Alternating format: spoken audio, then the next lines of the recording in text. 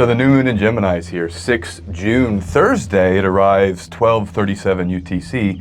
This is a very, very important moment of astrology because it's the peak of this Gemini activation, a local peak we get here in summer 2024.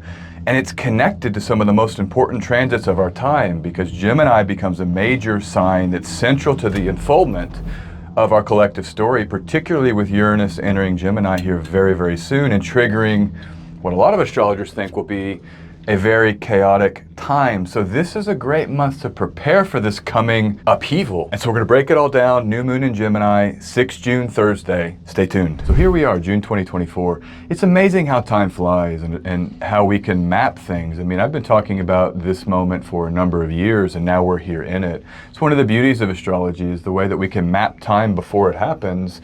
And then you can feel into that mapping, both emotionally, intellectually, viscerally, and acknowledge that you've made it, we've made it. So part of what's special about this moment is that there's 5 of the 7 traditional planets will be piled up in Gemini. That's quite rare to have something so out of balance or so accentuated in one of our signs. 6 of the 7 will be immutable signs, and so we have a mutable Gemini moment. If you talk about percent overweight of these core astrological categorizations, so much of your chart will be transiting into these whole sign houses, meaning the variety of whole sign houses that comprise Gemini. So every rising sign, just pick your rising sign, count in zodiacal order, 1, 2, 3, and you'll find your Gemini whole sign house. That topic, those house topics, extremely important to be considering that list here in early June and the 2 weeks after this new moon. Part of why I consider this maybe a peak of the Jupiter and Gemini transit is that we have these 5 planets, including Jupiter in Gemini, but it includes Venus and Mercury. Mercury rules Gemini by domicile. Venus is the other benefic planet mixing with Jupiter. So we have both benefics in Gemini. And then of course the luminaries, the mind and the body. And when you look at what happens in the sign of Gemini after this,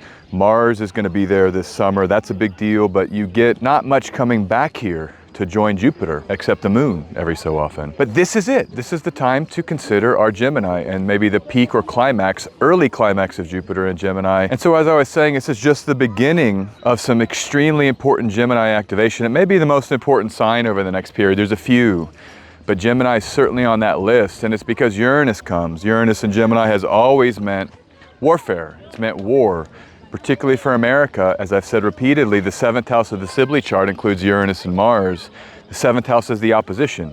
It's the war of relationship, right? Even love can be war, right? The war of love, when you have another and you're projecting and they're projecting and it's the dance of the other. The collective and the entity of America isn't going to engage in that. And we have just a quick reminder here, Revolutionary War, Civil War, World War II, and now we get our new variant of it. And this is why all of us astrologers are so on the tips of our toes and just here with bated breath, figuring out as things begin to escalate as we have this accentuation in Gemini. And so Jupiter in Gemini, that transit, again, will end here in 2025. Jupiter will leave Gemini, I believe it's something like the 10th or the 8th of June 2025. Uranus comes to Gemini on 7 July 2025. So there's only a little bit of a period next summer where we don't have an outer planet in Gemini.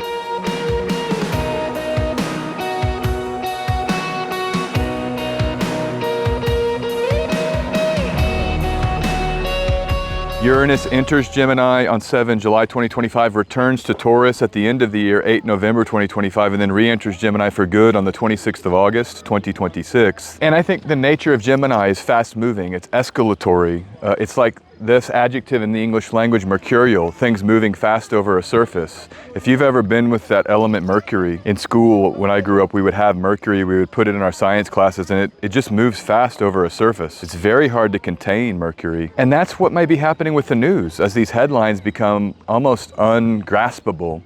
When you see things like countries, a series of them in this last week say, okay, Ukraine, you have the permission to launch into Russia now. This is the kind of fast-moving escalation that I was concerned about. You might have seen that Jupiter and Gemini video I made. I said Operation Barbarossa, expansions of war was that first point in that video. And we're seeing it right out of the gate. I'm kind of shocked on the one hand, but on the other hand, having been using astrology long enough, I know that this is just par for the course to get some of these literal escalations. And I mentioned this more localized Gemini activation that comes this summer It's very important to note this, that when Jupiter and Mars conjoin, and they will conjoin this summer, the date is on the 14th of August, they'll conjoin in the same degree of this new moon, which is the 16 degrees or 17th degree of Gemini. And so we get the Mars-Jupiter activation right in the same degree of the new moon. So we've really got to pay attention, both interpersonally and in a mundane sense, to what's happening here 6 June, this new moon, this week, this Thursday, because it's going to be a preview very likely of the events of later this summer, 1, and then 2, the events of Uranus and Gemini and that whole movement. These are beautiful horses, aren't they? Wow, I love these guys. They're so friendly. They've just come right up to me. And we'll talk about that later in the video, the friendliness of this moment with Venus right here in the same degree as the new moon. It's Venus Cazimi new moon. And the main theme of this new moon is how we can share with other people. Friendly connection, friendly love, friendly all of it. As we, Venus, we connect with people and things and all beings, so here we go. And so I know we like to focus on mundane astrology, particularly with Gemini, because of how important this is going to become. But you've got to consider this aside from the mundane. Put the mundane aside, put the world events aside.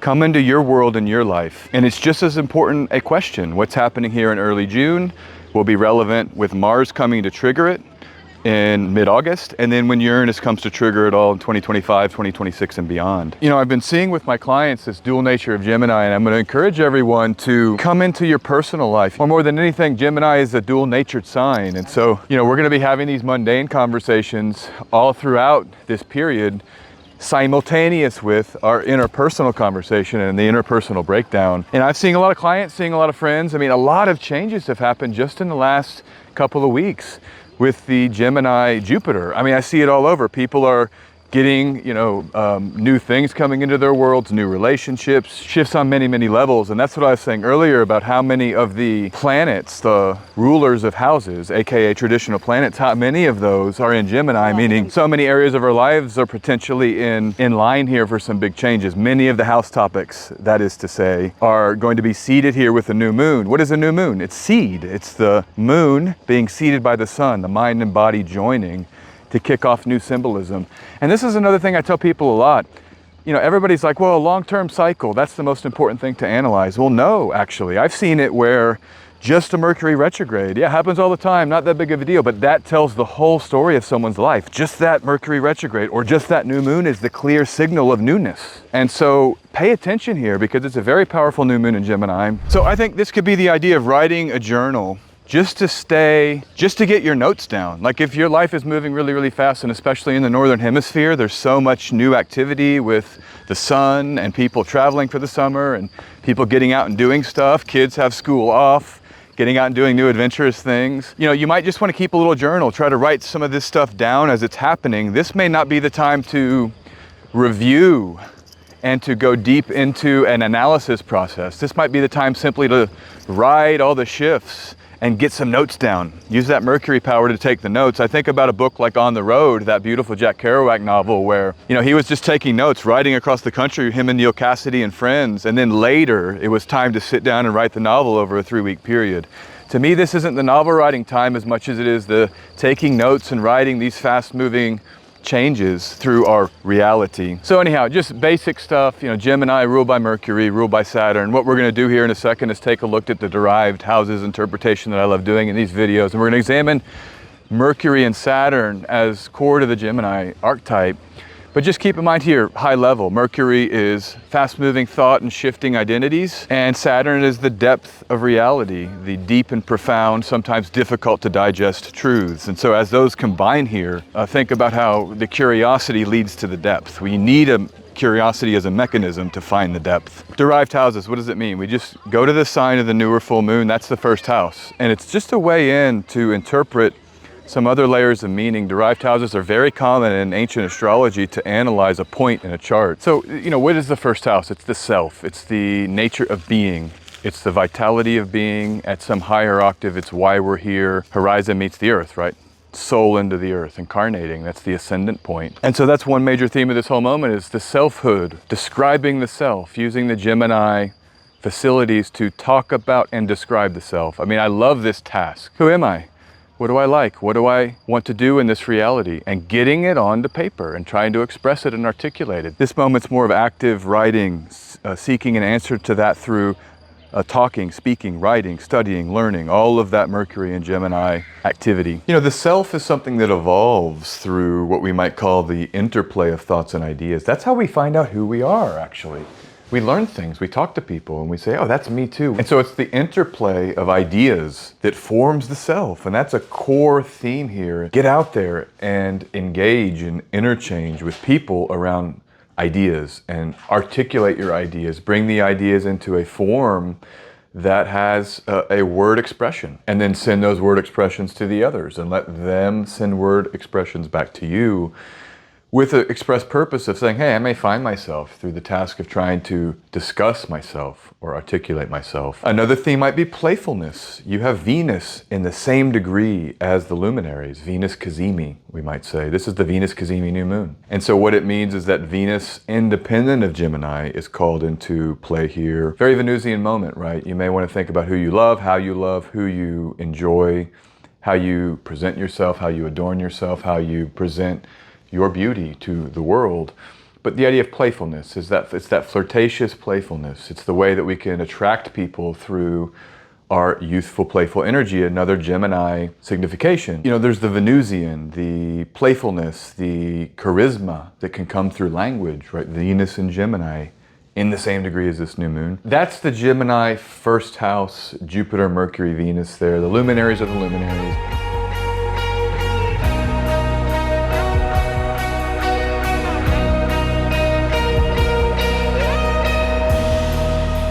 But what about Saturn? Saturn is 10th from Gemini. Pisces is 10th from Gemini. So let's talk a little bit about the Saturn in the 10th energy of this moment. The curiosity is not simply for curiosity's sake with Gemini. It's actually leading somewhere.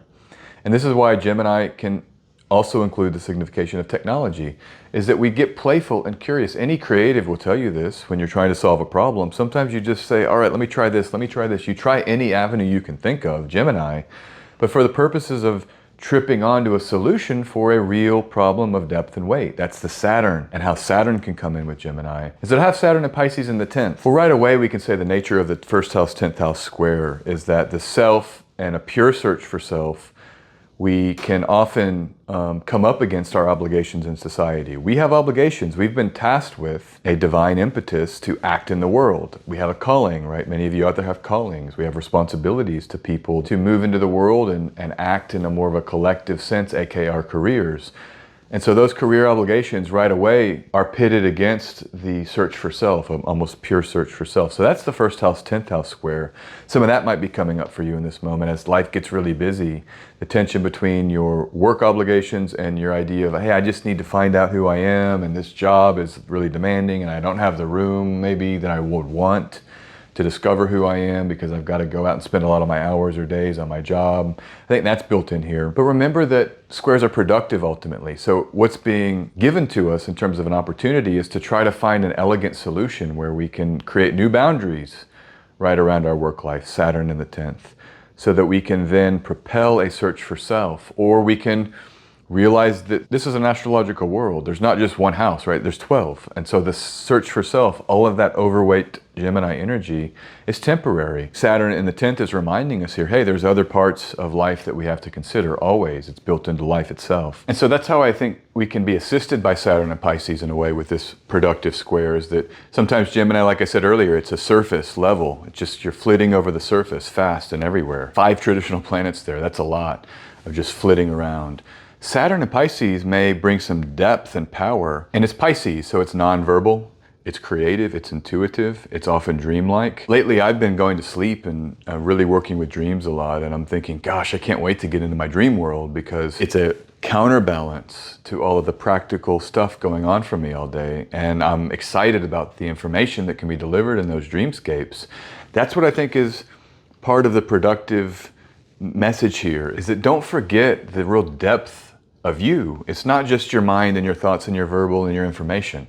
There's this depth of inner selfhood. There's this kind of sanctity of the unconscious that needs to be honored in this moment. And the weight and the heaviness of our, again, career commitments, that's extremely important. And so I think it's a nice ultimately counterbalance or productive square that can come in with Saturn and Pisces. And so the election for this phase of the lunation, the waxing phase, always when you have a waxing phase of a lunation, you think about growth and expansion, maybe looking for that election to launch something or initiate something. This phase, I like the Libra moon on the 14th and the 15th of June, Friday and Saturday. It's an air moon. You can see the last election and this one have been riding the air element because we're getting the trines to the benefics in the air element. So get another air moon here. Now the moon here in Libra would trine Jupiter in Gemini, so maybe there'll be some technological events or mundane technological unfoldment to tap into. But I think we're back to relationships and curiosity and play, and that might be part of any election or any moment here with that Libra moon. The caveat is you've got the South Node there, but in our current sky, especially after Mars enters Taurus, Mars is in the fixed axis, Saturn is in the mutable axis, and the lunar nodes are in the cardinal axis. So there's really not a lot of room for the moon to maneuver right now. But still, I like this one. Get it applying to Jupiter, and that will protect it and allow it to feel into that Jupiter application if you really have to do something special. So you have this aversion to Mars and Saturn and those trines to the benefics and the house that the benefics are in. Creative, relational, technological, idea-driven play, pulling some kind of intellectual thread, and let that take you down to maybe a rabbit hole. So that's it. That's the new moon in Gemini video. Hope you have a wonderful new moon. Enjoy those powers of speech. I mean, it's beautiful. Human beings, I can say, this is what I think, this is what I feel, and try to share that in language with other people. You can always go to my website, sjanderson144.com, schedule a reading with me there. I love reading for you. Just click here to schedule a reading right at the top. And I will talk to you soon. Take care. Peace.